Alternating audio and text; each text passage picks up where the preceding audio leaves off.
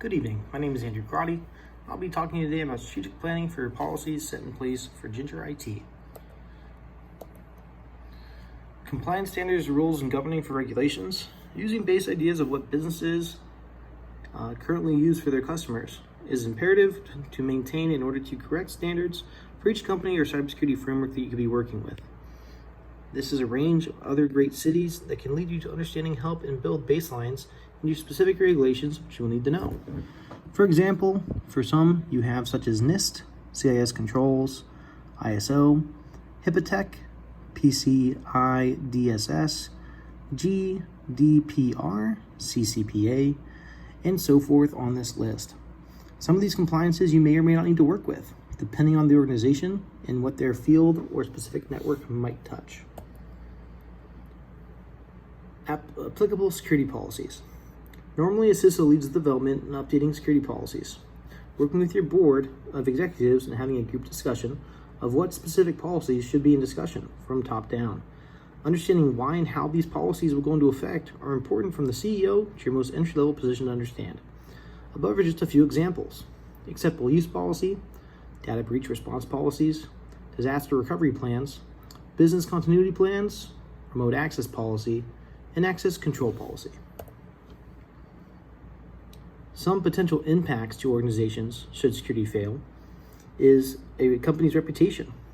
By doing so, the cyber community can be a very small, same thing for intelligence community, very small to quickly get passed around.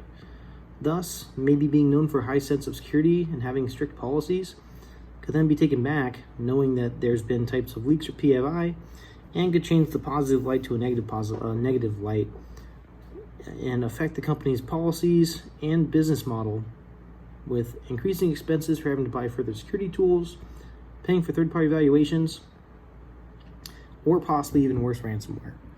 Some additional issues that could occur are loss of sales, tarnished reputation, decreased in customer loyalty, customer dissatisfaction, and increase in expenses. For high-level strategic planning, CEOs and board members should all be part of these types of meetings. When taking into consideration of how the planning for the company for the fiscal year is about to shift, change, or meet the standard. Having everyone on board and in agreement helps each section or group that they will be in charge of being disseminated down so that the command or CEO's intent of the business model and goals is understood to the lowest level. Action required to achieve these goals. Short-term goals can be easily tracked and have high success with good leadership, meeting with its teammates and openly communicating, pointing out hard work, and noticing when good deeds have been done. As well as customer service and always asking for high marks, any company wishes to keep close to their 100% satisfied. So example, having mentors for its workers, development into more senior roles, building networks with every meeting you attend to find like companies and partners, strive for excellent customer service, treat your employees to rewards for hard work and dedication to your company. Responsibility for implementation. Leaders lead. Leaders in management will lead the way for all implementation of company goals.